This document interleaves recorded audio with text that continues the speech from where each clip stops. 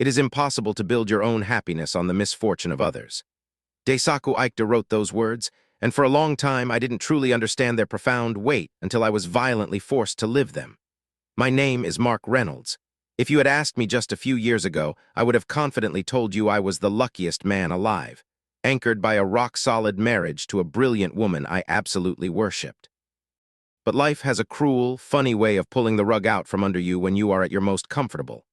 The tragedy of my life wasn't just that my wife decided to step out on our sacred vows. It was the chilling, arrogant way she demanded I simply accept her infidelity so she could live a double life on my dime. She thought she had outsmarted me.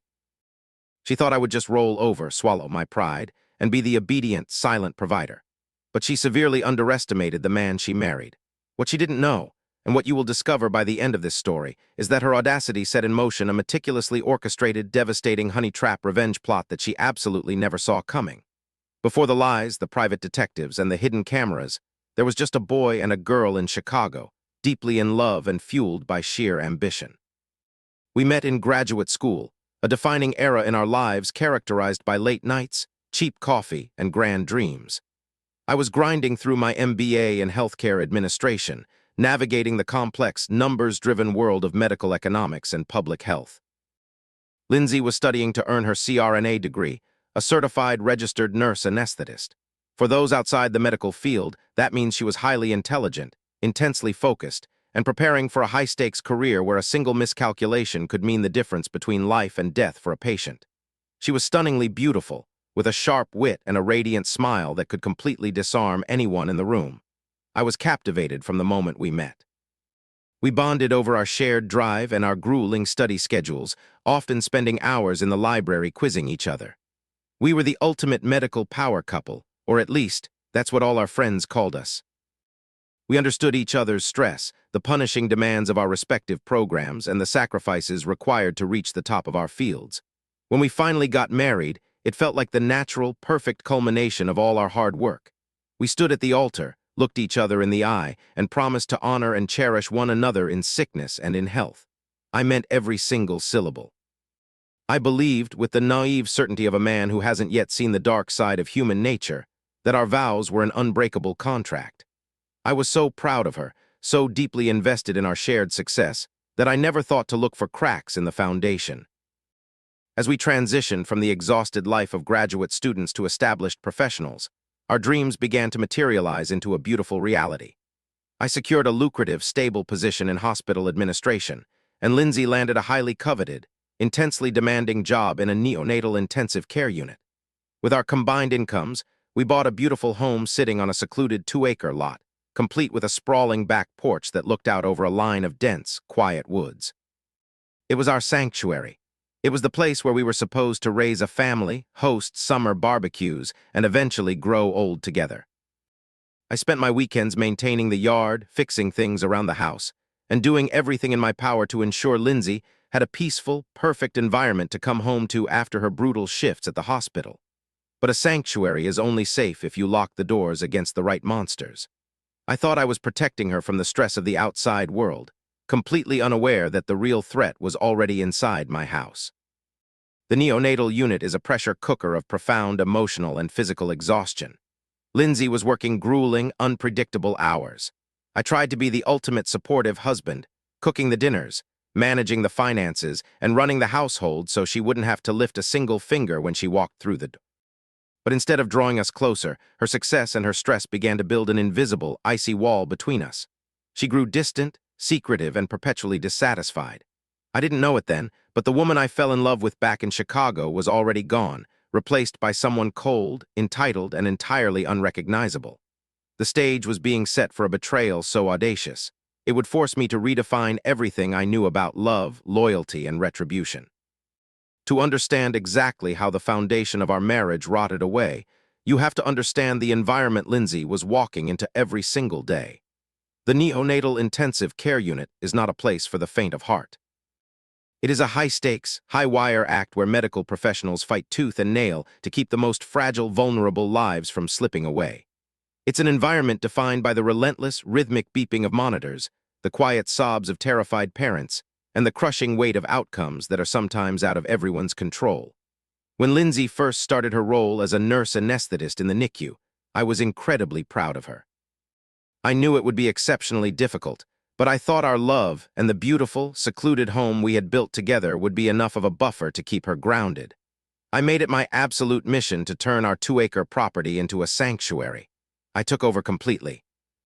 While I was managing hospital logistics and budgets during the day, my evenings were entirely devoted to her comfort. I paid the mortgage, bought the groceries, cooked the meals, and kept the house spotless. I wanted her to walk through the front door, drop her bags, and feel the immense weight of the hospital instantly lift off her shoulders. I would have dinner waiting on the stove and a glass of her favorite wine poured. I listened for hours as she decompressed, holding her when she cried over a patient they couldn't save, and celebrating with her when a premature infant finally got to go home. I essentially reduced myself to a supporting character in the movie of her life, believing that my endless sacrifice was the ultimate expression of my devotion as a husband. But slowly, insidiously, the dynamic began to shift. The trauma of the NICU stopped being something we tackled together and started becoming an excuse for her to isolate herself. Lindsay stopped talking to me about her shifts. The tears of empathy she once shed for her patients were replaced by a cold, hardened shell of apathy, not just toward her work, but toward me. She started working more erratic hours, picking up extra shifts and claiming she needed to decompress with her coworkers after work. Those post-shift drinks turned into late-night dinners, which eventually evolved into her coming home at 2 or 3 in the morning, smelling of expensive alcohol and unfamiliar cologne. Whenever I tried to bridge the gap, asking gentle questions or suggesting we take a weekend trip to reconnect, she would lash out with terrifying venom. She started gaslighting me, twisting my genuine concern into accusations of control. "You don't understand what I do, Mark." She would snap, her eyes flashing with unwarranted hostility. "You sit in an office looking at spreadsheets all day while I'm keeping babies alive. Stop suffocating me. I need my own space." I retreated, swallowing my pride and my intuition, convincing myself that I just needed to be more patient. I was so desperate to hold onto the illusion of our perfect medical romance that I willingly put on blinders. I ignored the way her phone was suddenly permanently glued to her hand. I ignored the way she changed her passcode, and the way she would abruptly leave the room whenever a text message chimed. I ignored the stark reality that we were no longer lovers, or even partners. We had become nothing more than hostile roommates sharing a very expensive piece of real estate. But you can only ignore a fire for so long before the smoke chokes you out. For me, the smoke alarm finally went off on April 28th, a date that is permanently seared into the architecture of my memory. It was a Tuesday morning. Lindsay had left the house early, claiming she had been called in for an emergency double shift at the hospital. I was working from home that day, sitting at our kitchen island with my laptop open. While reaching for a pen, I knocked over a stack of mail, uncovering an old iPad that Lindsay had left buried underneath a pile of magazines. We hadn't used it in months, but it was still powered on, silently connected to our home Wi-Fi. Suddenly, the screen lit up with a notification. Normally, I would never pry, but the preview text on the screen bypassed my brain and punched me directly in the gut. It read, "Last night was incredible. Can't wait to feel you again." The sender's name was saved simply as Justin. My breath caught in my throat. My hands began to tremble so violently that I could barely swipe the screen to unlock it, praying that the old, shared passcode we used to use still worked. It did. The iPad, because of Apple's cloud syncing, was a direct mirror of the text messages on her phone. I sat there in the deafening silence of my beautiful kitchen, the morning sun streaming through the windows, and I watched the past 2 years of my life disintegrate into dust. It wasn't a drunken, one-time mistake. It was a sprawling, elaborately choreographed double life. I scrolled through months of messages, photos, and hotel confirmations. There wasn't just Justin, there were multiple men. She had been orchestrating a calculated, sordid rotation of affairs right beneath my nose, using the stress of the NICU and her exhausting shifts as the perfect, unassailable alibi. She had been mocking me, laughing with these men about how oblivious and domestic I was, while she enjoyed the luxurious stability my income provided. Justin, in particular, had joked about me being the maid and the ATM, laughing with my wife about the dinners I cooked for her while she was busy planning her next hotel rendezvous. The physical reaction to a betrayal of that magnitude is something you cannot prepare for. The walls of the kitchen literally seemed to spin. A cold sweat broke out across my forehead, and an overwhelming wave of nausea hit me so hard I had to grip the edge of the marble countertop just to keep from collapsing onto the floor. Years of trust, love, and sacrifice vanished in the span of 5 minutes, leaving behind a dark, gaping crater in my chest. But then something shifted. The nausea faded, replaced by a cold, clinical clarity that I had developed during my years analyzing complex healthcare systems. I didn't break down and weep. I didn't smash the iPad against the wall. Instead, I connected it to my computer, exported every single thread, every photograph, and every receipt, and saved multiple encrypted backups. I built a fortress of evidence. I waited for her to come home that evening. She walked through the front door at 8:00 p.m., tossing her keys onto the entryway table, letting out a loud, theatrical sigh to announce how exhausted she was from her long shift. I was sitting in the living room in the dark. I turned on the table lamp as she walked in. "Have a seat, Lindsay," I said, my voice completely devoid of emotion. She stopped, her eyes narrowing suspiciously. "Mark, what is your problem? I am exhausted. I've been on my feet for 14 hours. "No, you haven't," I replied smoothly, sliding a thick stack of printed text messages and photographs across the coffee table. "You've been at the Marriott downtown for the last 4 hours. I watched as her eyes darted to the papers. I expected shock. I expected her to fall to her knees, to cry, to beg for my forgiveness, to claim it meant nothing. I had braced myself for the emotional explosion of a caught cheater. But Lindsay didn't cry. The mask of the exhausted, stressed-out nurse simply evaporated, revealing the cold, calculating stranger beneath. She slowly walked over, picked up the stack of papers, glanced at them with mild irritation, and then tossed them back onto the table. She walked over to the liquor cabinet, poured herself a glass of bourbon, and sat down in the armchair opposite me, crossing her legs. "Okay, you caught me," she said, taking a slow sip of her drink, looking at me with an expression of pure, unadulterated arrogance. I stared at her, completely stunned by her lack of remorse. "That's it. You caught me. You've been carrying on multiple affairs for months, treating our marriage like a joke, and that's all you have to say." Lindsay sighed the way one sighs at a slow child. "Look, Mark, let's be adults about this. I love our house. I love our lifestyle. You're a great provider, and you make my life incredibly easy. I want to stay married to you. But I am not going to stop seeing other people. The excitement is the only thing keeping me sane. You can either accept an open marriage, look the other way, and continue enjoying the life we have, or you can throw a tantrum. It's entirely up to you."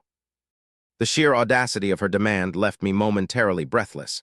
She wasn't just admitting to the betrayal, she was weaponizing it.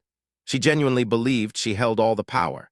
She looked at me, this man who had catered to her every whim, and assumed I was so weak, so dependent on the illusion of our perfect life, that I would willingly accept being cuckolded in my own home just to keep her around. She expected me to swallow my dignity and be her silent financier. I looked into the eyes of the woman I had married and realized she was entirely dead. The person sitting across from me was a parasite. I stood up, adjusting my shirt cuffs, feeling a dark, terrifying calm settle over my soul. "I'll think about it," I said quietly, turning on my heel and walking out of the room. I didn't argue, I didn't yell, I let her think she had won. But as I walked up the stairs, leaving her smirking with her glass of bourbon, I knew with absolute certainty that our marriage was over. More importantly, I knew that simply divorcing her wouldn't be enough. The arrogance, the cruelty, the absolute lack of respect, it demanded a response that would shake her to her very core. She thought she was the smartest person in the room. She was about to find out exactly how dangerous it is to push a patient, calculating man past his breaking point. The morning after my wife offered me the choice between an open marriage or a tantrum, I woke up long before the sun had even begun to hint at the horizon. The house was locked in a deep, heavy silence, broken only by the faint, mechanical hum of the central air conditioning. I lay on the mattress in the guest bedroom, staring up at the shifting shadows on the ceiling, and realized that the profound, suffocating grief I had expected to feel simply wasn't there. When someone you love passes away, you mourn them. But when you discover that the person you loved never actually existed, that they were just a beautifully engineered projection masking a hollow, parasitic core, there's nothing left to mourn. You don't weep over a mirage once you finally see the desert for what it truly is. You just stand up, brush off the dust, and map out your survival. I walked down the quiet hallway and stood in the doorframe of the master bedroom. Lindsay was sound asleep, her breathing slow, rhythmic, and entirely peaceful. It is a chilling realization when you discover that the people capable of the most breathtaking cruelty are often the ones who sleep the soundest. She didn't have a single ounce of remorse or anxiety over the emotional atomic bomb she had dropped on our marriage the night before. She genuinely believed she had outmaneuvered me. In her mind, her high-status career as a nurse anesthetist, her financial security, and my long-standing history of maintaining the peace meant that I would inevitably bend to her will. She assumed I was too weak, too invested in our suburban paradise to risk blowing it up. She expected me to swallow my dignity, continue washing her scrubs, cooking her meals, and acting as her domestic servant while she chased the thrill of her sordid rotation of lovers. I decided right then and there to give her exactly what she expected, a broken, compliant doormat. For the next 3 weeks, I delivered the most flawless, exhausting acting performance of my entire life. I put on the mask of a defeated, submissive husband who was too terrified of losing his wife to take a stand. When she walked through the door after her shifts, I didn't question her. I had dinner waiting on the kitchen island. I kept the house immaculate. If she stayed out until the early hours of the morning, claiming an emergency double shift in the neonatal unit, I merely nodded, offered a supportive smile, and told her to get some rest. My apparent surrender emboldened her in ways that were both fascinating and deeply sickening to witness. Believing she had successfully broken my spirit and secured her open marriage, Lindsay abandoned even the slightest pretense of discretion. She stopped hiding her phone. She would sit on the leather sofa directly across from me, sipping her premium bourbon, openly smiling and giggling as she texted Justin and her other paramours. She would take calls out on the back porch, her melodic, flirtatious voice drifting through the screen door, completely unbothered by the fact that her husband was sitting in the adjacent room. She walked through our home with the smug, untouchable arrogance of a conqueror who had entirely subjugated her kingdom. But while she was busy celebrating her victory and mocking my domesticity, I was quietly, methodically planning my response. During the day, while she was at the hospital or spending her afternoons at the Marriott downtown, I put my background in healthcare administration and analytical engineering to work. I audited our entire shared life. I printed out years of bank statements, meticulously tracking the financial leak. I highlighted every single marital dollar she had spent funding her illicit double life. The hotel rooms, the expensive dinners, the lavish gifts she had purchased for her lovers, it all came out of the joint account she assumed I never looked at because I trusted her blindly. Every receipt was cataloged. Every text message thread from the iPad was backed up to multiple encrypted external hard drives. I took this mountain of empirical data to a ruthless, highly recommended family law attorney named Marcus. I didn't want a mediator, and I certainly didn't want an amicable, collaborative dissolution. I wanted a surgical, devastating tactical strike. I sat in Marcus's office, the heavy binder of evidence resting between us on his mahogany desk. I explained her ultimatum. I explained her total lack of remorse and the way she expected me to serve as her silent financier. Marcus, a veteran of the divorce courts who had spent 30 years watching human relationships implode, leafed through the spreadsheets and the photographs. A sharp, predatory smile slowly spread across his face. "Mark, I've seen a lot of infidelity in my career," he said, setting the papers down. "But the sheer, unadulterated narcissism required to demand her husband sponsor her affairs, that's a special case. She thinks she owns you. What's our objective?" "I want to sever my life from hers completely," I said, my voice as level and unyielding as a sheet of ice. "I want my fair share of the equity in the house. I want a full reimbursement for every marital asset she dissipated on her lovers, and I want to ensure that the illusion of her control is permanently shattered." Marcus drafted the divorce petition that very afternoon, but as we discussed the mechanics of serving her the legal papers, I stopped him. Normally, a process server will quietly show up at a residential address, knock on the door, hand over the envelope, and walk away. That was too private. That was too safe. Lindsay had spent the last 2 years using her demanding, high-status job in the neonatal unit as an unassailable shield. The hospital was her stage. It was the place where she was revered, respected, and viewed as an indispensable medical professional by her colleagues. Her entire ego was wrapped up in her pristine reputation as a brilliant CRNA. She had brought filth into our home and treated our vows as a joke. It was only fitting that reality came crashing down on her in the one place she felt completely untouchable. "I don't want her served at the house," I told Marcus, leaning across the desk. "I want her served at work, in front of her peers." Marcus's grin widened. "Consider it done." We coordinated the strike for a Thursday afternoon. Thanks to years of managing hospital logistics, I knew the internal rhythm of the medical center perfectly. At exactly 2:00 p.m., there was a major shift change in the neonatal unit. The outgoing and incoming medical staff, Nurses, residents, neonatologists, and anesthetists would gather in the main staff lounge just outside the secure ward for the daily handoff briefings. It would be crowded. It would be highly public.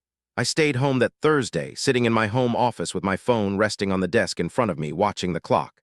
At 1:45 p.m., I received a text message from the process server Marcus had retained, in position in the main lobby. Heading up to the neonatal floor now. I closed my eyes and pictured the sequence of events. I pictured the elevator doors opening on the 4th floor. I pictured the process server walking past the secure double doors, approaching the nurse's station, and asking loudly for Lindsay Reynolds. I pictured her stepping out of the briefing room, surrounded by the doctors she wanted to impress, the nurses she managed, and the colleagues she had used to construct her alibis. I knew exactly how it would go down. The man would step forward, hand her the thick manila envelope, and state clearly enough for the entire corridor to hear, "Lindsay Reynolds, you've been served." At exactly 2:12 p.m., the heavy silence of my home office was shattered by the harsh, vibrating ring of my cell phone. The caller ID flashed her name. I let it ring 3 full times, letting the power dynamic shift in the silence of the room before I finally tapped the screen, picked up the phone, and placed it to my ear. I didn't say a word. I just waited. "Are you out of your absolute mind?" Lindsay's voice shrieked through the receiver. The polished, arrogant, condescending corporate tone was completely gone. In its place was a frantic, hysterical screech that vibrated with pure panic.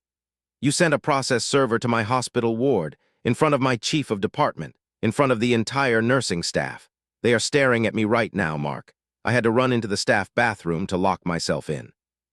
"I figured it was the easiest place to ensure you were tracked down, Lindsay," I replied, my voice perfectly flat, calm, and conversational. "You certainly haven't been spending much of your free time at our home." "You humiliating, vindictive piece of trash," she screamed, her voice echoing off the tile walls of the hospital bathroom. "I told you we could stay married. I gave you an option to keep this family together, and you decided to publicly ruin my career because your fragile ego couldn't handle the truth. You didn't want a marriage, Lindsay. You wanted an accountant and a maid to fund your lifestyle while you slept around," I said, the absolute cold clarity of my voice cutting through her hysterics like a scalpel. "You made your choice when you decided our vows were optional. I am simply making mine.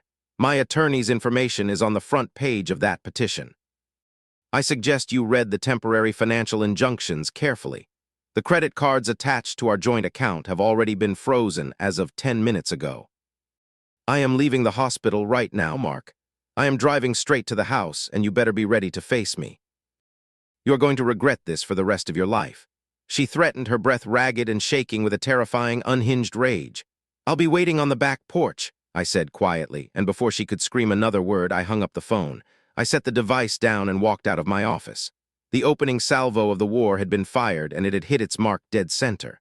Her pristine, untouchable facade was gone.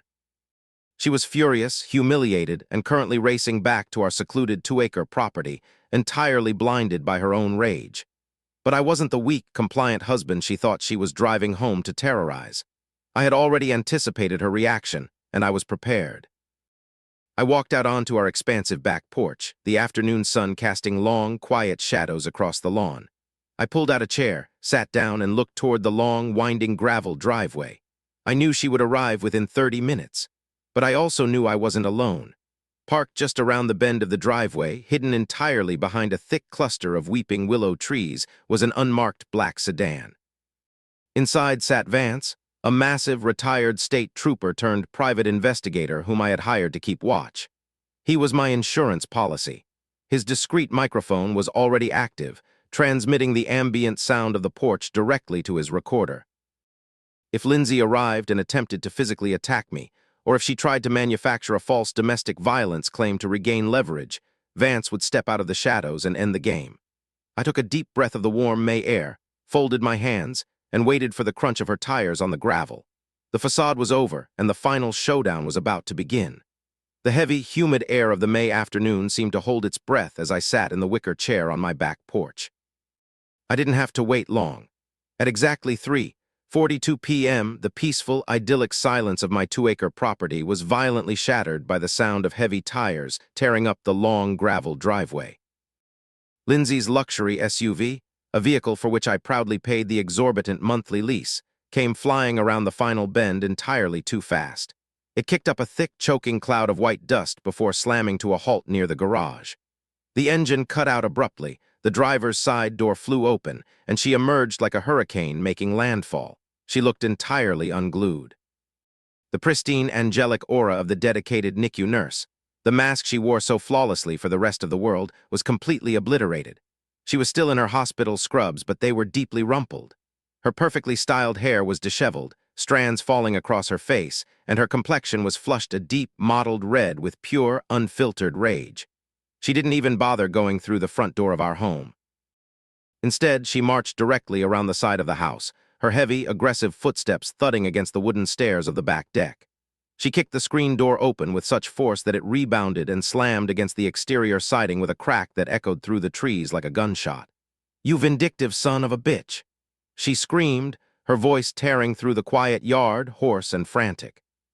She stormed across the wooden decking, stopping just a few feet from where I sat, her fists clenched so tightly at her sides that her knuckles were stark white.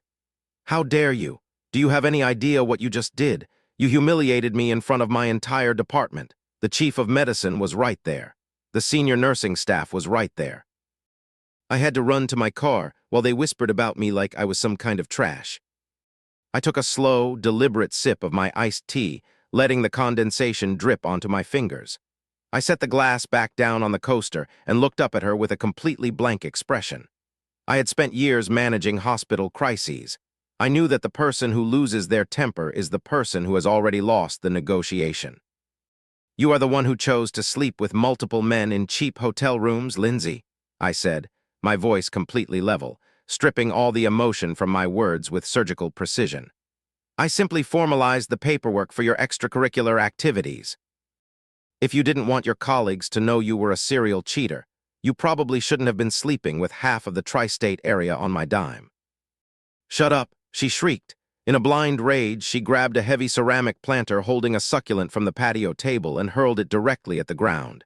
It shattered violently, scattering dark potting soil, roots, and broken clay across the pristine wooden planks I had meticulously stained just weeks prior. "I gave you a choice. I told you we could stay married. I gave you a perfectly reasonable compromise, and you decided to burn our entire life to the ground because your fragile male ego couldn't handle it. An open marriage wasn't a compromise, Lindsay. It was a hostage situation," I replied, leaning back in my wicker chair and casually crossing my legs. "You wanted my income, my domestic labor, and the shiny, perfect image of a successful doctor's wife, all while you acted like a single woman on a permanent vacation. You thought you were holding all the cards. I just showed you that you aren't even sitting at the table." She paced back and forth across the deck, her chest heaving, her eyes darting around wildly as her mind frantically tried to find an angle of attack. The reality of her lost leverage was just beginning to sink in, and it was driving her mad. She stopped, planted her feet firmly, and pointed a trembling finger at me. "You think you're so smart. You think you've won." She spat, her upper lip curling into a venomous, ugly sneer. "I make 6 figures, Mark. I'm a highly respected CRNA. I will hire the absolute best, most ruthless lawyers in the city. I will drag this divorce out for years until you are bankrupt. I will take this house. I will take your retirement accounts, and I will make sure you are left living in a tiny, pathetic studio apartment for the rest of your miserable life." "You can't hire anyone right now, Lindsay," I stated calmly, watching the breeze rustle the leaves of the oak trees behind her. "Because, as I mentioned on the phone, I had my lawyer freeze all the joint accounts this morning." Her arm dropped. The blood drained entirely from her flushed face in an instant, leaving her a sickly, pale white. You what?" "I froze the accounts," I repeated, enunciating every single syllable so there could be absolutely no misunderstanding. "I also printed out 3 years of financial statements. I have the receipts for the hotel rooms. I have the receipts for the expensive dinners with Justin and your other boyfriends. I have the bank transfers to the secret solo account you thought I didn't know about. In the legal world, it's called the dissipation of marital assets, Lindsay. You've been actively embezzling our shared money to fund your affairs. My lawyer filed the emergency financial injunctions this morning with a judge, and they were granted. You don't have a war chest to fight me with. You have absolutely nothing." The shift in her demeanor was instantaneous and terrifying. The blinding, arrogant anger evaporated, immediately replaced by pure, unadulterated panic. She took a stumbling step toward me, her eyes wide, and suddenly the hysterical screaming shifted into an ugly, desperate sob. She fell to her knees on the wooden deck, landing right amidst the shattered ceramic and spilled dirt of the plant she had just thrown. "Mark, please," she cried, reaching out to grab the hem of my jeans. "Please, don't do this. I'm sorry. I'm so sorry. I lost my mind." The stress of the NICU, it broke me. I didn't mean any of what I said the other night. I love you. You're my husband. Please unfreeze the accounts. We can go to therapy. I'll quit my job. I'll do whatever you want, just please don't leave me with nothing. It was a masterful, Oscar-worthy performance, but it was entirely hollow. Just days ago, she had looked me dead in the eye and demanded I sponsor her infidelity with zero remorse. Now, faced with absolute financial ruin, public humiliation, and the loss of her comfortable lifestyle, she was suddenly playing the role of the contrite, loving, dedicated wife. I looked down at her, feeling a wave of absolute, freezing disgust wash over me. "Get your hands off me," I said sharply. She flinched but didn't let go, her grip tightening on my pant leg. "Mark, please, you can't just throw me out. This is my home, too." Her voice escalated back into a hysterical screech, her true nature breaking through the tears. She suddenly lunged forward, her hands clawing at my shirt, her nails digging painfully into my chest as she tried to physically shake me. "You owe me. You owe me this life." "Vance," I said clearly, projecting my voice toward the discreet microphone resting on the patio table. Less than 10 seconds later, the heavy crunch of boots sounded on the gravel driveway. Vance rounded the corner of the house and stepped heavily onto the back porch.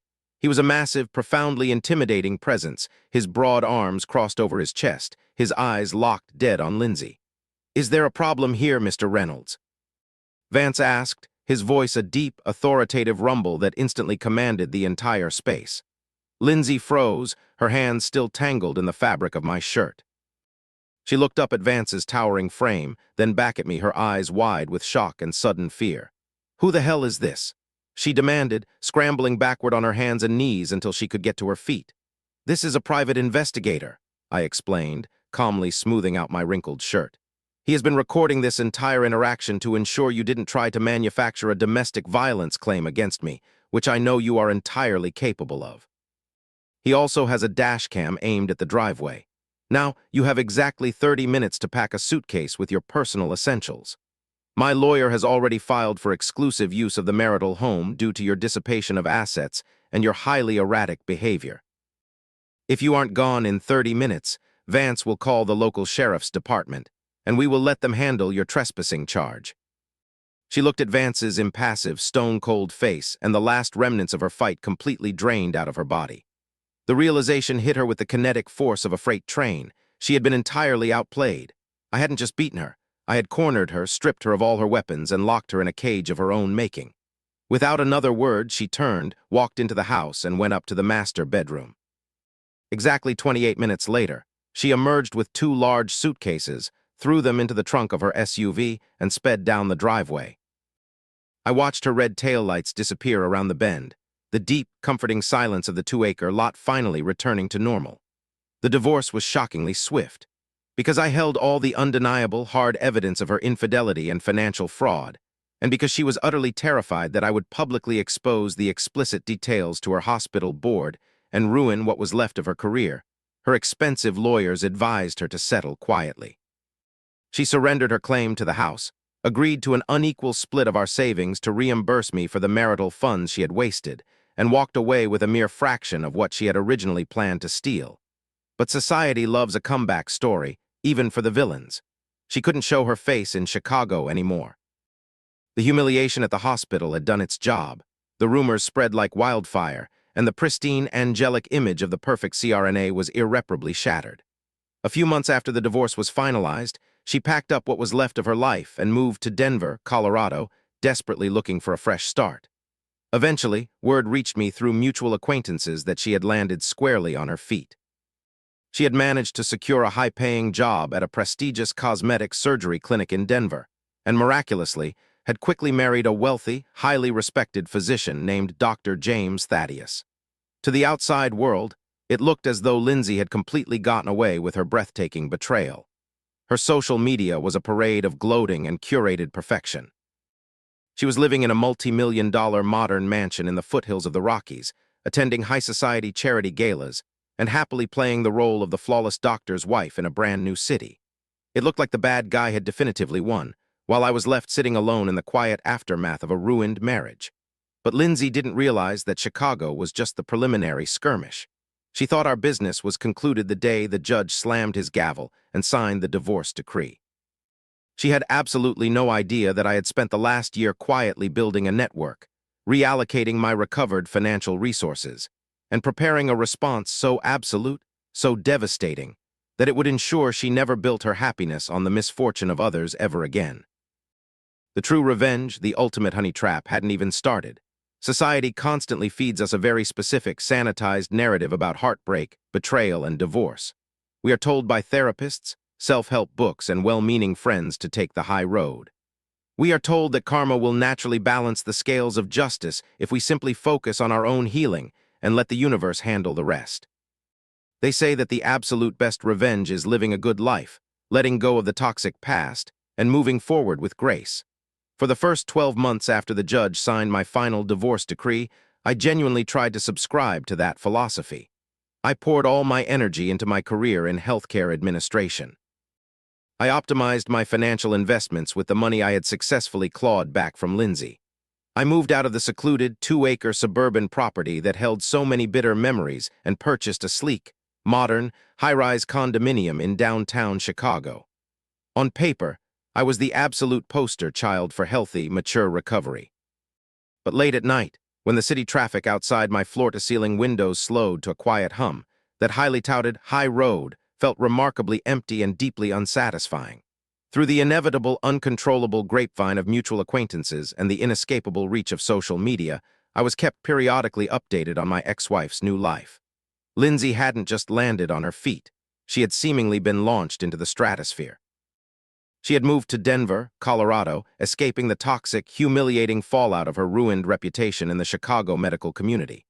Within a shockingly short amount of time, she had secured a lucrative position at a prestigious cosmetic surgery clinic and married Dr. James Thaddeus, a wealthy, highly respected, and socially prominent Denver physician.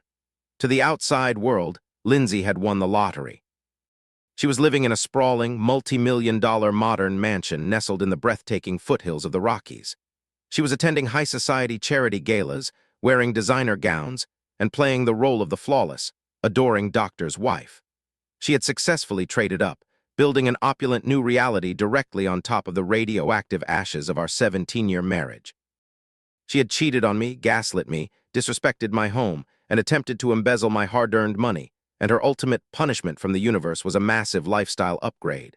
I sat in my home office one rainy evening, staring at a glossy social media photo of Lindsay and Dr. Jim clinking champagne glasses at a country club event. She was smiling that same brilliant, disarming smile she used to give me. In that quiet moment, I realized a fundamental truth about karma. Sometimes karma is busy, sometimes karma is stuck in traffic, and sometimes karma needs a highly motivated, well-funded engineer to take the wheel and drive the delivery truck. I didn't want to just ruin her day, and I certainly didn't want to do anything illegal. I wanted to dismantle the core of her arrogance using her own hubris against her. I wanted her to feel the exact, suffocating, visceral horror of betrayal that she had so casually inflicted upon me when she demanded an open marriage.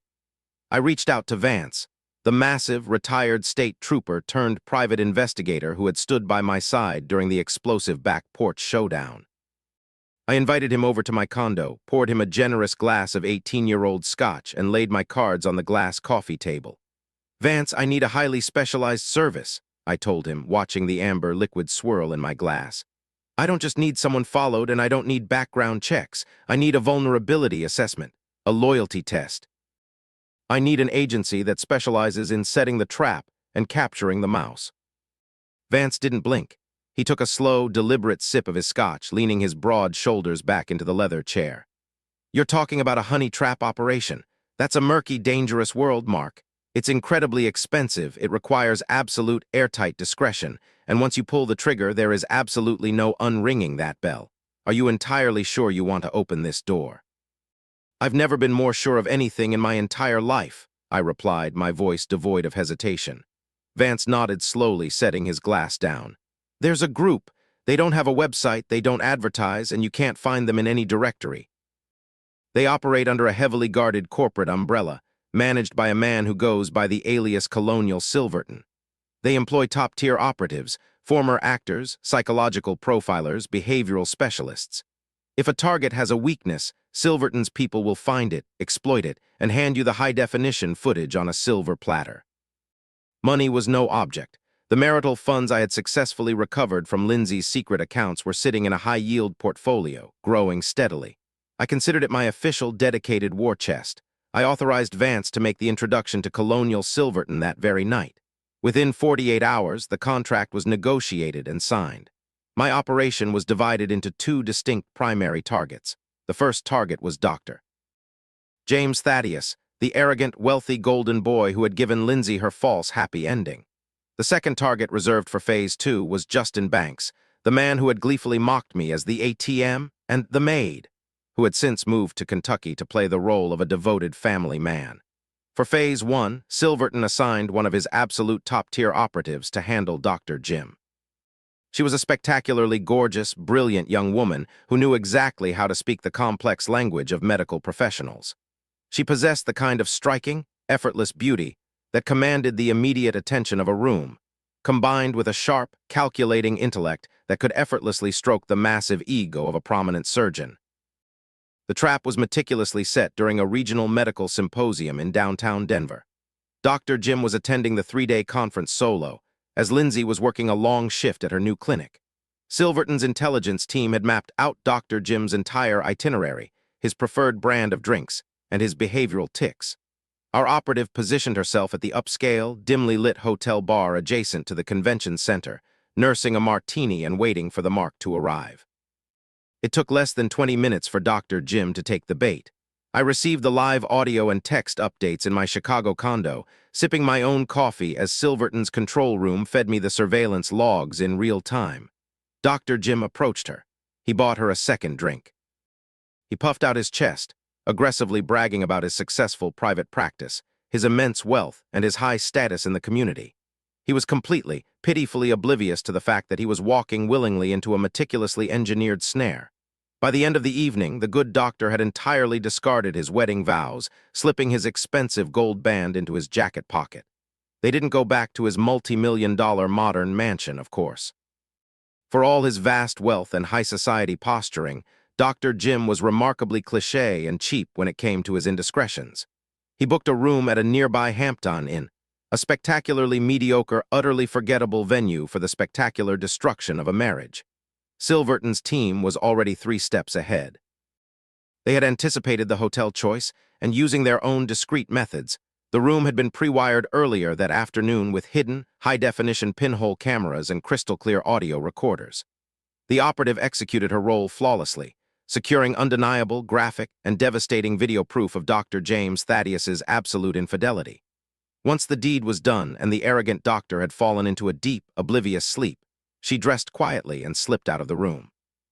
She left no trace behind but the digital video files currently downloading to my secure, encrypted server back in Chicago. I watched the footage the next morning. It was a flawless, undeniable victory. But gathering the evidence was only half the battle. The true, devastating art of this operation lay in the delivery. I didn't want to post it online behind a fake account. I didn't want to send it from an anonymous email address that could easily be deleted or flagged as spam. I wanted the delivery to be a physical, inescapable event that would shatter the pristine glass walls of Lindsay's Denver mansion in a way she could never ignore.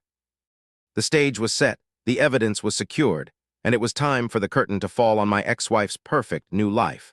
There is a profound, undeniable psychological difference between receiving a digital notification and holding a physical object in your hands. An email can be deleted with a single swipe of a finger. A text message from an unknown number can be easily blocked and immediately rationalized away as spam or a scam. But a physical box, hand-delivered to your front door by a uniformed courier, demands your complete attention. It invades your physical sanctuary. When I decided to detonate the evidence of Dr. Jim's infidelity, I wanted it to be an inescapable, visceral event that would shatter the pristine, multi-million-dollar illusion Lindsay had built for herself in Denver.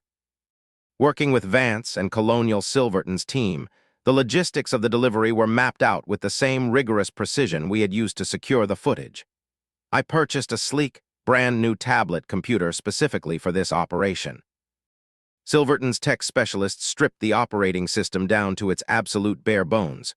They locked the tablet to a single application, disabled the sleep function, and hardwired the volume to its maximum setting. The moment the device was powered on, it would instantly loop the crystal-clear, high-definition footage of Dr. Jim and the operative at the Hampton Inn. There was no exit button. There was no way to pause it.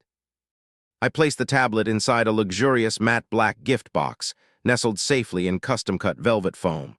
Beneath the tablet, I placed a thick, cream-colored envelope made of heavy, expensive cardstock. Inside that envelope was a single, handwritten note executed in elegant, flowing calligraphy. To ensure I didn't miss the premiere of my own production, Vance tapped into his extensive network of discreet contacts.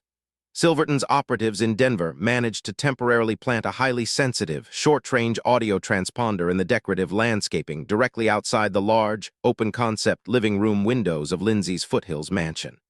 It was a legal gray area, but I was well past the point of caring about the sanctity of her property line. I wanted a front-row seat to the balancing of the scales. The delivery was scheduled for a Tuesday afternoon. Thanks to the meticulous itinerary Silverton's team had compiled, I knew Dr. Jim would be trapped in back-to-back surgical consultations at his clinic until at least 6:00 p.m. Lindsay, however, had the day off from her new cosmetic surgery practice. She would be home alone, entirely undisturbed, enjoying the quiet luxury of her stolen paradise. I sat at the massive quartz kitchen island of my downtown Chicago condo, thousands of miles away, staring at the encrypted audio interface glowing on my laptop screen.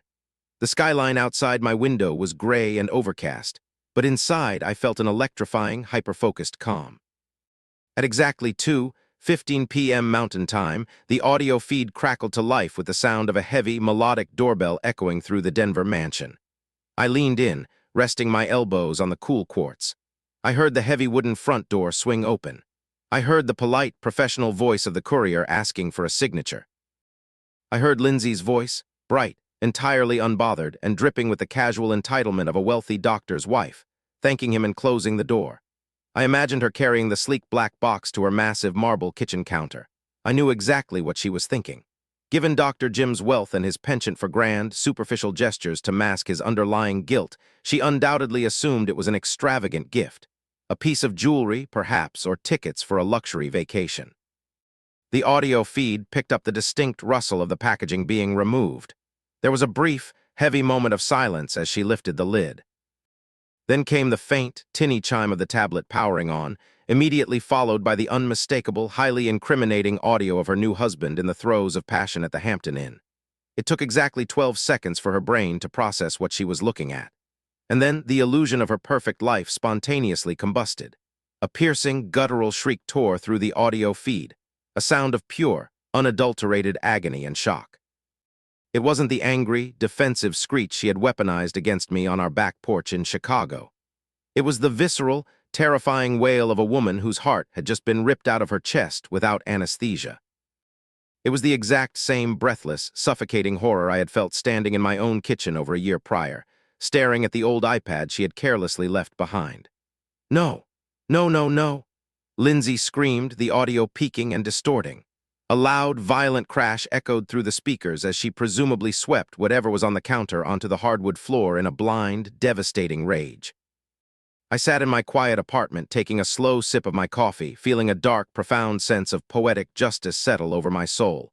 But the true masterpiece of the Denver operation didn't fully conclude until hours later. I kept the audio feed running in the background as the afternoon faded into evening.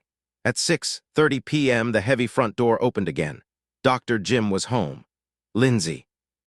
What the hell happened in the kitchen? His arrogant, booming voice carried through the house. He didn't get a chance to finish his sentence. Lindsay descended upon him like a vengeful hurricane. The screaming match that ensued was nothing short of Shakespearean irony. You bastard. Lindsay sobbed, her voice raw, ragged, and bouncing off the high, vaulted ceilings of their multi-million-dollar home. How could you do this? I gave up everything for this life. I have been perfectly, completely faithful to you since the day we were married. And today a courier hands me a video of you cheating on me with some cheap tramp at a Hampton Inn. I hate you. I hate you so much. The absolute, breathtaking hypocrisy of her words almost made me laugh out loud. The woman who had brazenly looked me in the eye and demanded I sponsor her open marriage was now playing the role of the devastated, fiercely loyal wife whose sacred trust had been broken. Dr. Jim tried to stammer out excuses, his massive, fragile ego completely crumbling under the undeniable reality of the high-definition footage playing on a relentless loop in the background. But a narcissist backed into a corner doesn't apologize. They retreat and attack. When he realized he had absolutely no defense against the video, he grew cold. He yelled back, deflecting the blame, telling her she was acting crazy before the heavy front door slammed shut. He fled the premises to save his own pride, leaving Lindsay entirely alone in the echoing, massive house she had sacrificed her previous family to obtain. In the sudden, suffocating quiet that followed his departure, the only sound left on the audio feed was her ragged, exhausted weeping. Then the rustling of paper. I knew exactly what she was doing. With Dr. Jim gone, her frantic, shaking hands had finally found the cream-colored envelope nestled at the bottom of the black velvet box. She tore it open, pulling out the thick cardstock. I didn't need to be in the room to know her eyes were scanning the elegant calligraphy of the single sentence I had written for her. Betrayal hurts like a bitch, don't it? The weeping abruptly stopped. A chilling, dead silence fell over the audio feed as the terrifying realization finally hit her. She wasn't the victim of a random prank. She hadn't just discovered her husband's infidelity by accident. She had been targeted. The ghosts of the life she thought she had successfully burned to the ground had officially arrived in Denver, and they had come to collect the debt. I reached forward and closed the audio application on my laptop. The feed went dark. Phase 1 was a total, unmitigated success. Lindsay Carter was currently sitting in the wreckage of her second marriage, stripped of her pride, humiliated, and utterly alone.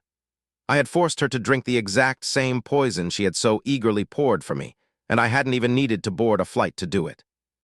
I stood up, walked into my kitchen, and poured the rest of my cold coffee down the sink. I felt a tremendous, satisfying weight lift off my shoulders, but the ledger was not yet fully balanced. Dr. Jim was dealt with, and Lindsay was paying the price. But there was still one more rat left to trap. I walked back to my desk, opened my encrypted server, and pulled up the dossier labeled Phase 2. My crosshairs shifted from the snowy, affluent peaks of the Colorado Rockies to the quiet, rolling green suburbs of Kentucky. It was time to pay a visit to the man who thought it was hilarious to refer to me as the maid while sleeping with my wife. Justin Banks was about to have the absolute worst week of his entire life. The destruction of Lindsay's new life in Denver was a masterpiece of engineered karma, but my ledger was not yet fully balanced. Phase 1 was complete, and the echoes of her spectacular downfall were already rippling through the high society circles of Colorado. But while Dr. Jim was a casualty of his own immense arrogance and moral bankruptcy, he had never technically crossed me directly. He was just the collateral damage required to strip my ex-wife of her stolen paradise. Phase 2, however, was deeply, intensely personal. It required a shift in geography and a slightly different psychological approach. My crosshairs moved from the snowy peaks of the Rockies to the quiet, rolling green hills of Kentucky. The target was Justin Banks. If you remember the agonizing Tuesday morning when I unlocked my ex-wife's hidden iPad, you might recall that it wasn't just the sheer volume of her infidelity that broke me. It was the profound, mocking cruelty of it. Of all the men in Lindsay's sordid rotation, Justin was the one who truly made my blood run the coldest. He wasn't just a random, oblivious guy who had fallen under the spell of a married woman's lies. He knew exactly who I was. He knew Lindsay was married, he knew we shared a home, and he actively, enthusiastically participated in the cruel deception.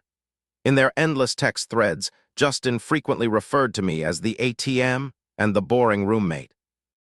He would text her late at night while she was sitting on our living room couch, asking if the maid, meaning me, had cooked her a good dinner, and they would laugh about it together. He took a sick, perverse thrill in defiling another man's marriage from the safety of the shadows. What made Justin's behavior even more repugnant was the absolute hypocrisy of his public life. Shortly after his affair with Lindsay fizzled out following our explosive divorce, Justin had relocated to a quiet, picturesque suburb in Kentucky. Through Vance's initial background checks, I learned that Justin had married a sweet, deeply religious Southern woman and had immediately begun playing the role of the devoted, wholesome family man. I spent an entire evening in my Chicago condo scrolling through the intelligence dossier Vance had compiled, which included a mirrored copy of Justin's public social media presence. It was a sickening display of curated perfection. There were photos of him holding his newborn daughter in a pink blanket, standing proudly next to his smiling wife outside their local church on Sunday mornings. He posted long, sanctimonious captions about the sanctity of family values, the importance of loyalty, and the profound blessings of a faithful home. He was a predator hiding safely behind a white picket fence, completely confident that his past sins in Chicago had been permanently buried and that his true nature would never be exposed to his new community. He had no idea that I held the shovel, and I was about to dig up all his dirt. I convened with Vance and the behavioral handlers from Colonial Silverton's agency to map out Phase 2. Justin's psychological profile was entirely different from Dr. Jim's. Dr. Jim was driven by a need for status and power. Justin was driven by an insatiable, incredibly fragile ego. He viewed himself as an irresistible ladies' man, a conqueror who was simply too charming to be tied down by the rules that governed ordinary, boring men like me. Guys like Justin never actually stop, the lead profiler from Silverton's team explained to me, sliding a new folder across the polished table. They might take a brief hiatus when they get married to establish a cover, but the compulsion is always there, buzzing under the surface. They are addicted to the thrill of the secret. We don't have to force him into anything. We just need to give him a secret he thinks he can successfully keep. Silverton's intelligence team located the absolute perfect opportunity.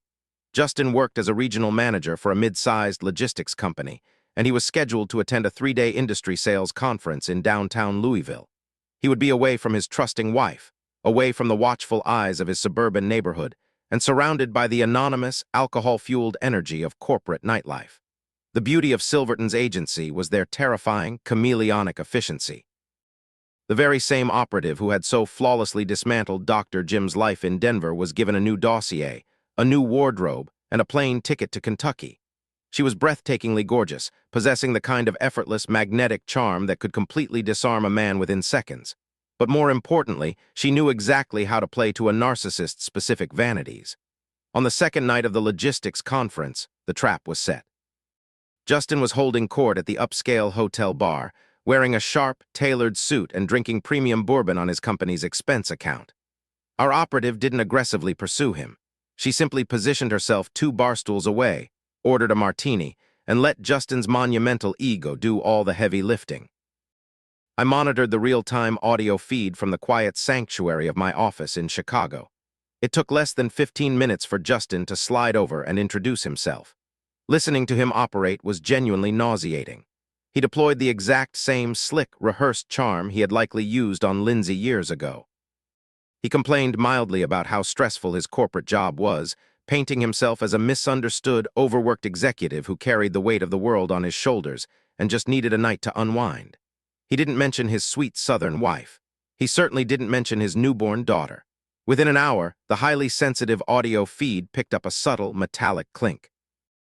It was the distinct sound of Justin removing his heavy gold wedding ring and dropping it into his suit jacket pocket. He had taken the bait with pathetic, eager desperation. By 11:00 p.m., Justin was leaning in close, his voice dropping an octave as he invited her up to his executive suite. Just like in Denver, Silverton's team had already been inside the room. Posing as hotel maintenance staff earlier that afternoon, they had discreetly pre-wired the suite with hidden, high-definition pinhole cameras and crystal-clear audio recorders. The operative executed her role flawlessly, securing undeniable, graphic, and devastating proof of Justin Banks's absolute infidelity. She captured his face, his voice, and his blatant, arrogant disregard for the family he claimed to hold so sacred on his social media pages. Once the deed was done, and Justin had fallen into a heavy, drunken sleep, she dressed quietly and slipped out of the room, leaving him to wake up the next morning believing he had successfully pulled off the perfect, victimless crime. But gathering the evidence is only the mechanical part of a revenge plot. The true artistry lies in the delivery. I had destroyed Lindsay by sending a sleek digital tablet to her home, but the strategy for Justin required a much more visceral, old-school approach. A digital video file can be deleted in a panic. A tablet can be smashed against a countertop or turned off before the viewer fully comprehends what they are watching. But physical, glossy photographs printed on heavy photographic paper demand to be seen. They demand to be held. They force the viewer to look at the undeniable, ugly truth directly in the palm of their hands, completely unable to swipe it away. I instructed Silverton's team to scour the hidden camera footage and select the 10 most damning, explicit frames. We had them printed as high-resolution 8x10 photographs. I didn't include a typed note, a flash drive, or a dramatic letter. The images spoke entirely for themselves. They were placed inside a heavy, sealed manila envelope, completely unmarked except for the name of Justin's wife written neatly on the front in black ink. 3 days after the sales conference concluded, Justin returned to his idyllic suburban home, seamlessly settling right back into his role as the perfect, devout father. He went to work that following Tuesday morning completely oblivious to the fact that the ghost of his Chicago past was currently sitting in the back of an unmarked delivery van, making its way down his quiet, tree-lined street. I sat in my downtown condo, staring intently at my computer screen. Silverton's team had tapped into a discreet, long-range camera positioned on a utility pole across the street from Justin's house. The camera offered a perfect, unobstructed view of his manicured front lawn, the wraparound porch, and the heavy oak front door. I poured myself a cup of black coffee, leaned back in my leather chair, and watched the live feed. At exactly 4:00 p.m., the unmarked courier van pulled up to the curb. The delivery driver stepped out, holding the heavy manila envelope. He walked up the front path, pressed the doorbell, and waited. Phase 2 was officially in motion. Justin Banks had spent years laughing at me from the safety of the shadows, entirely confident that his cruel actions had no consequences. He was about to learn that karma doesn't just quietly knock. Sometimes, it kicks the front door entirely off its hinges, and I was going to watch every single second of the fallout. The unmarked courier van sat idling by the curb, its exhaust pipe puffing thin, barely visible clouds into the warm, humid Kentucky air.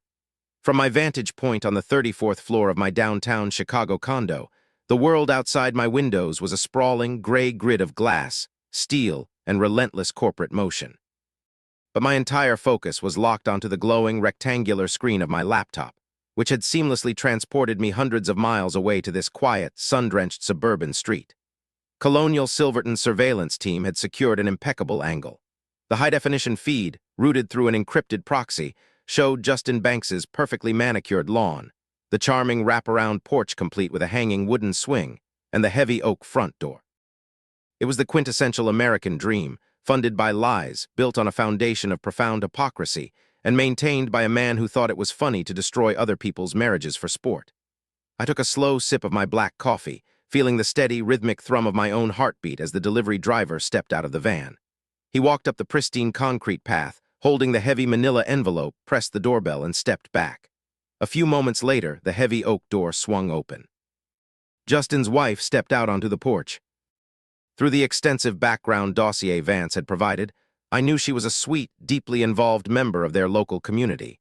A woman who sang in the church choir and believed with her whole heart that she was married to a devoted, faithful family man. She was wearing a simple floral sundress, and through the audio feed, I could hear the faint, happy babble of a baby monitor clipped to her waistband. She smiled politely at the courier, a genuine, warm expression that made a brief, sharp pang of pity register in my chest. She signed the digital pad, accepted the thick envelope, and thanked the driver. The courier turned and walked back to his van. The doors shut, the engine revved, and the vehicle disappeared down the tree-lined street, leaving her entirely alone with a ticking time bomb in her hands.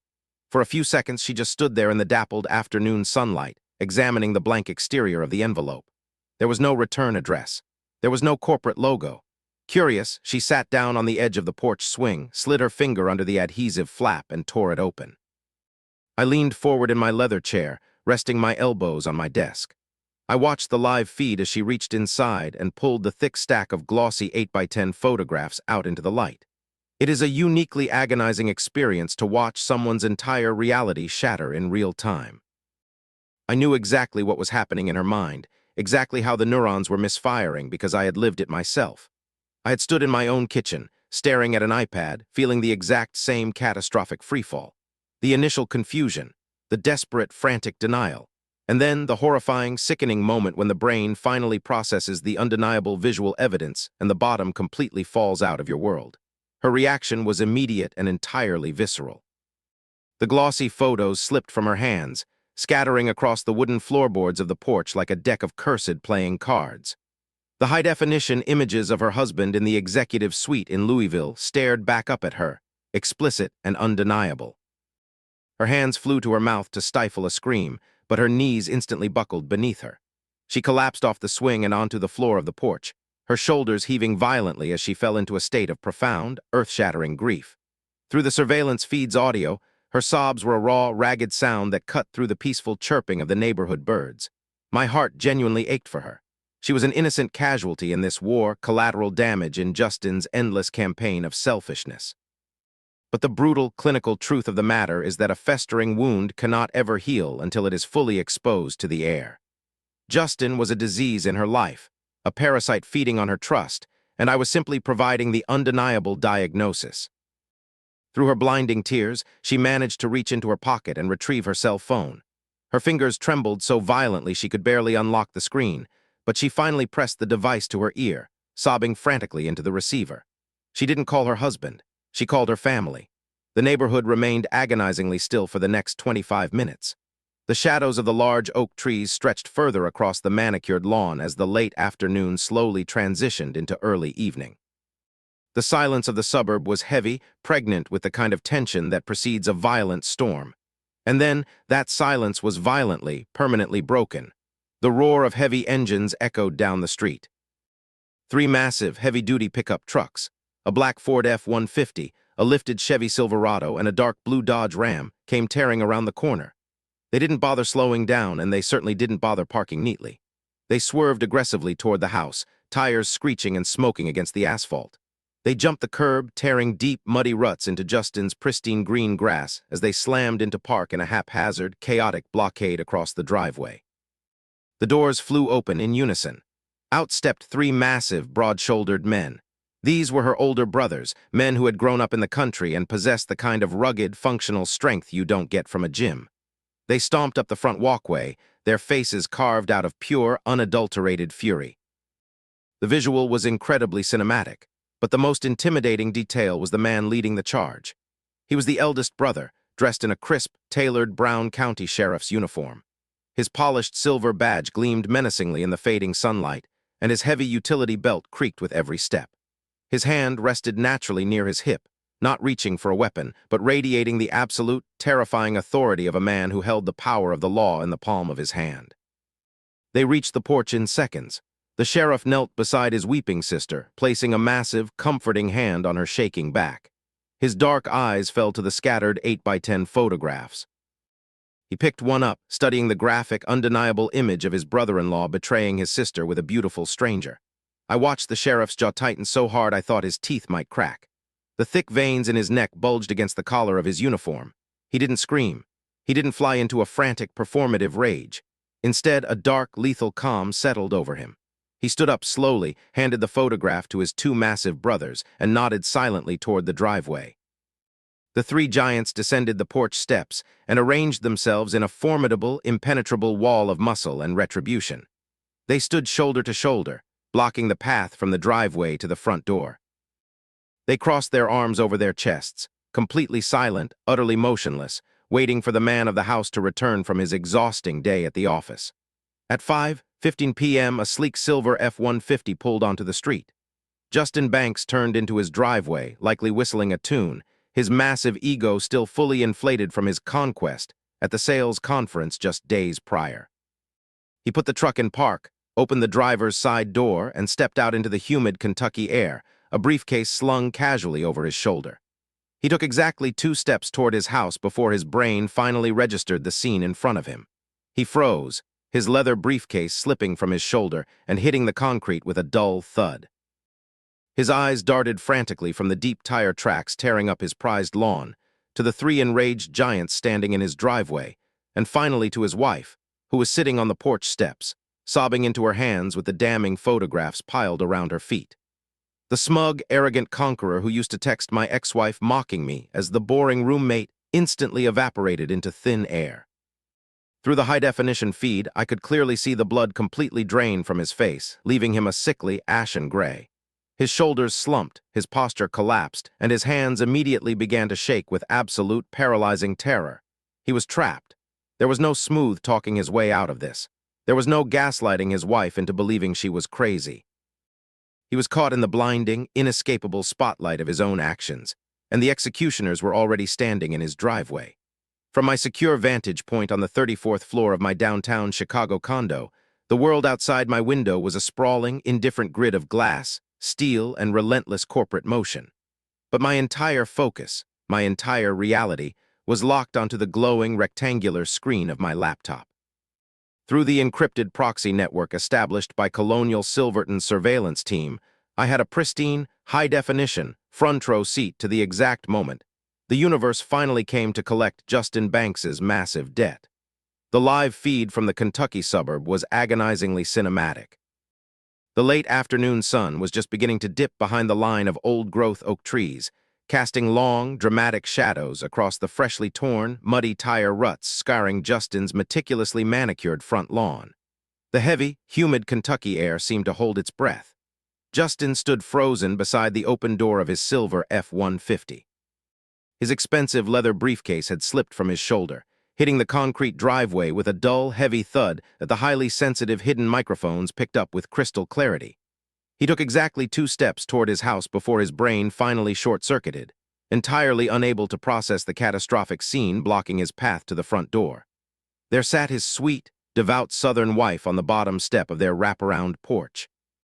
Her simple floral sundress was wrinkled, her face was buried in her hands, and her shoulders were heaving with the kind of profound, earth-shattering sobs that physically ached to listen to. And scattered across the wooden planks of the porch, bright and undeniable in the evening light, were the glossy 8x10 photographs of Justin's sordid, drunken hotel rendezvous in Louisville. But it wasn't just his weeping wife that rooted Justin to the concrete.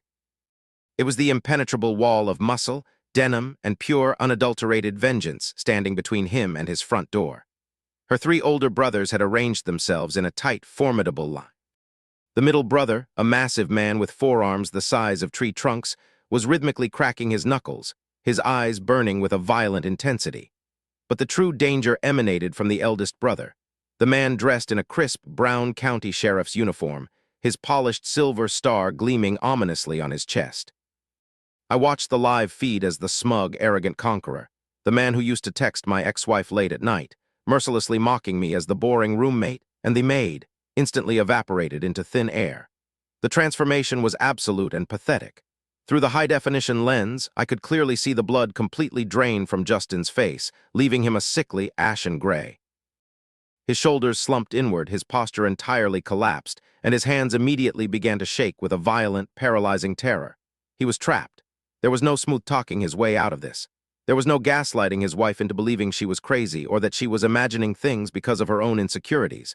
He was caught in the blinding, inescapable spotlight of his own actions, and the executioners were already standing in his driveway. I can explain," Justin stammered. His voice, usually a deep, confident baritone engineered to charm women at hotel bars, was a full octave higher than usual. It cracked pathetically under the immense, crushing pressure of his own undeniable guilt. He took a stumbling step backward, pressing his spine flat against the side of his truck as if trying to merge with the metal. "Listen to me, guys. Please, it's not what it looks like. I swear to God it was a setup. I was drunk. It meant absolutely nothing." It is the classic, universal prayer of the caught narcissist. It wasn't me, and if it was, it didn't mean anything. His wife lifted her head from her hands. Her face was red and streaked with mascara. With a shaking hand, she reached down, picked up one of the high-resolution photographs showing her husband intimately entangled with Silverton's beautiful operative, and threw it at him. The heavy paper caught the breeze and fluttered to the concrete, landing face up just inches from Justin's expensive dress shoes. "You promised me," she wailed, her voice breaking on the syllable. "You stood in our church and you promised me." "Baby, please," Justin begged, tears welling up in his eyes, the pathetic desperation leaking out of every single pore of his body.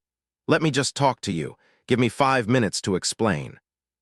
"Shut your damn mouth," the middle brother snapped, taking an aggressive, heavy step forward, his fists clenched so tightly the knuckles shone bone-white. "You don't get to speak to her, you don't get to look at her." The sheriff raised a single, commanding hand, instantly stopping his brother's advance. The sheriff didn't yell. He didn't fly into a frantic, performative rage. Instead, a dark, lethal calm settled over him, the terrifying tranquility of a man who possesses absolute authority. He detached himself from the wall of his brothers and took a slow, heavy step forward. His boots crunched loudly against the concrete driveway. He stepped directly into Justin's personal space, stopping mere inches from the terrified executive's face. "So, you arrogant bastard," the sheriff drawled. His voice was a low, vibrating rumble that sounded like a rockslide echoing through a canyon. "Did you really think you could screw over our sister and just get away with it? Did you honestly believe you could bring your absolute filth into her home, sleep in her bed, look us in the eye at Sunday dinner, and we wouldn't eventually find out what kind of animal you really are?" "I love her," Justin pleaded, completely abandoning his corporate dignity. He was openly weeping now, the tears tracking through the dust on his pale cheeks. "Please, I made a terrible mistake. Just let me apologize." "There ain't no explaining this, Justin.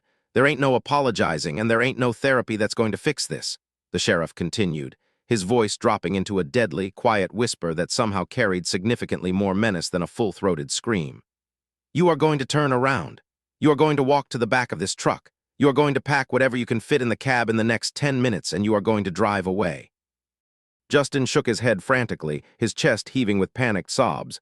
"No, no, this is my house. This is my daughter. You can't just throw me out."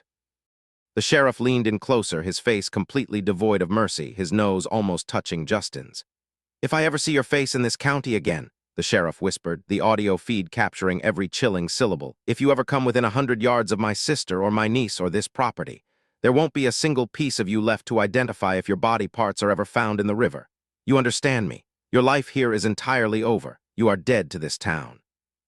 The sheer, overwhelming intimidation shattered the last remaining, fragile fragments of Justin Banks's pathetic ego. The man who had mercilessly mocked my devotion, the man who had laughed as he helped my ex-wife systematically destroy my 17-year marriage, simply collapsed. His legs gave out completely. Justin fell hard to his knees on the rough concrete of his own driveway. He buried his face in his trembling hands and began to cry like a terrified, helpless child. He sobbed loudly, his body shaking uncontrollably, completely and utterly broken, humiliated in broad daylight for the entire neighborhood to witness. Blinds were twitching in the windows of the houses across the street. The perfect, curated illusion of his religious, suburban life was permanently incinerated. I sat in my leather chair in Chicago, breathing in the sweet, intoxicating air of absolute, unadulterated vindication. It was beautiful, it was flawless. The tumor of my past had been successfully, surgically excised. Before the camera feed cut out, the sheriff looked down at the sobbing, ruined pile of a man groveling at his feet. He tilted his head slightly, ensuring Justin could hear his final words over the sound of his own pathetic weeping. "By the way," the uniformed man whispered, delivering the final, crushing psychological blow, "Mark Reynolds and his friend Colonial Silverton send their regards." Justin's head snapped up so fast it looked painful. His tear-streaked face contorted into an expression of utter, paralyzing shock. His mouth opened, but no sound came out. The realization hit him with the kinetic force of a high-speed collision. He wasn't the victim of a random coincidence. He hadn't just gotten unlucky with a beautiful stranger at a hotel bar. He had been targeted, hunted, and systematically dismantled by the very man he thought he had successfully made a fool of years ago. The live feed from the Kentucky driveway flickered.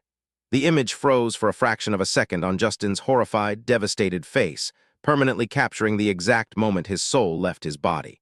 And then, the screen finally went completely dark. The live feed from the Kentucky driveway flickered. The image froze for a fraction of a second on Justin's horrified, devastated face, permanently capturing the exact moment his soul left his body. And then, the screen finally went completely dark. I sat in the quiet luxury of my Chicago condo, the only sound being the faint, distant hum of city traffic 34 floors below. A few seconds later, my secure server chimed with one final incoming file. It wasn't surveillance footage. It was a direct video message. I clicked play. The screen illuminated to show the gorgeous, brilliant young operative from Colonial Silverton's agency. She was sitting in a first-class airport lounge, a sleek leather weekender bag resting on the chair beside her, a glass of celebratory champagne in her hand. She looked directly into the camera, her eyes sparkling with the sharp, knowing intelligence of a predator who had just flawlessly executed a hunt. She raised her glass in a silent toast. "Mission accomplished, Mr. Reynolds," she said, offering a stunning, devastating smile before the video faded to black. I closed my laptop, the soft click echoing in my office. It was over. The sprawling, intricate web of betrayal that had completely upended my life 2 years ago had finally been dismantled, piece by piece, target by target. I poured myself a glass of scotch and walked over to the floor-to-ceiling windows, looking out over the glittering skyline. For the first time since the day I found that iPad hidden under a stack of mail in my old kitchen, the heavy, suffocating knot of injustice in my chest was gone. It had been replaced by a profound, unshakable peace. I didn't have to break the law. I didn't have to lay a finger on anyone. I didn't have to scream, threaten, or lose my temper. All I had to do was understand the fatal flaws of the people who had wronged me. Lindsay's flaw was her boundless greed and narcissism. Dr. Jim's flaw was his massive, fragile ego. Justin's flaw was his arrogant belief that he was an untouchable conqueror. Colonial Silverton's agency hadn't forced any of them to do anything. They had simply presented an opportunity, and every single one of them enthusiastically chose to hang themselves with the rope they were given. In the years that followed, my life moved forward in beautiful upward trajectories. Unburdened by the exhausting emotional labor of a toxic, parasitic marriage, my career in healthcare administration skyrocketed. I eventually met an incredible woman entirely outside the medical field, an architect who values loyalty, honesty, and true partnership just as much as I do. With her, there are no mind games. We don't keep score. We just have a quiet, bulletproof peace. As for my ex-wife and her accomplices, they became nothing more than cautionary tales. Stripped of her wealth, her status, and her medical career, Lindsay faded into complete obscurity in a cheap Denver apartment, learning the hard way that when you treat the people who love you as disposable stepping stones, you will eventually find yourself with nowhere left to stand. Justin became a pariah in his own hometown, permanently exiled from the family he had taken for granted. People often say that the best revenge is simply living well, letting go, and letting karma deal with the rest. But sometimes karma is backed up. Sometimes it needs a highly motivated, well-funded administrator to step in and expedite the paperwork. A valuable lesson for the listener. If you take only one thing away from this story, let it be this. You can never build a beautiful, lasting life on a foundation of betrayal and cruelty. When we are cheated on, lied to, or manipulated by someone we loved and trusted, the initial shock can make us feel entirely powerless. Society often conditions the betrayed partner to stay quiet, keep the peace, and take the high road while the betrayer walks away to enjoy their new life with zero consequences. But you do not have to be a silent victim in the story of your own life. You have the absolute right to stand up, secure your assets, and demand accountability. You don't have to resort to violence, illegal retaliation, or screaming matches on the front lawn to find justice. True justice is found by holding up a mirror to toxic people and forcing them to face the ugly, undeniable reality of their own actions. Narcissists, cheaters, and manipulators will always eventually destroy themselves because their egos make them sloppy and predictable. Never let anyone convince you that your loyalty makes you weak or that your kindness makes you a target. If someone treats you like a utility, an ATM, a maid, or a mere convenience, execute your exit strategy flawlessly. Protect your peace fiercely, audit the people you allow into your inner circle, and remember that karma rarely misses an address, especially when you make sure to leave the porch light on.